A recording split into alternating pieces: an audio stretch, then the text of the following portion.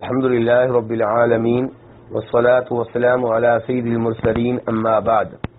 اگر کوئی رشتہ دار زکوٰۃ کا حقدار ہو تو اسے زکوٰۃ دینا دوسروں کے مقابلے میں زیادہ بہتر ہے، کیونکہ وہ رشتہ دار بھی ہے اور زکوٰۃ کا حقدار بھی ہے، تو اسے زکوٰۃ دینا غریب کی مدد کرنا بھی ہے اور رشتہ داروں سے تعاون کرنا بھی ہے۔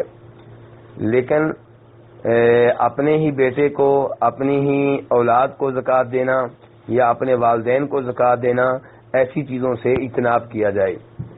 رشتہ دار کو زکوٰۃ دینا اور یہ کوشش کرنا کہ اسے پتہ نہ چلے کہ یہ زکوٰۃ کا مال ہے، یہ تب مناسب ہو سکتا ہے جب آپ کو یہ یقین ہو کہ وہ زکوٰۃ لینے والا ہے، زکوٰۃ لینے کو پسند کرتا ہے۔ اگر یہ خطرہ ہو کہ وہ غریب ہونے کے باوجود زکوٰۃ کا مال پسند نہیں کرتا، تو پھر زکوٰۃ دیتے ہوئے یہ بتانا ضروری ہے کہ یہ زکوٰۃ کا مال ہے۔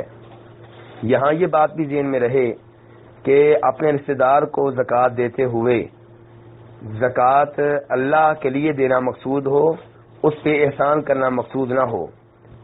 ایسا نہ ہو کہ بعد میں اس زکوٰۃ کو احسان کے طور پہ ذکر کیا جائے۔ اگر ایسا ہوگا تو پھر یہ نیکی ضائع ہو سکتی ہے۔ واللہ تعالی اعلم۔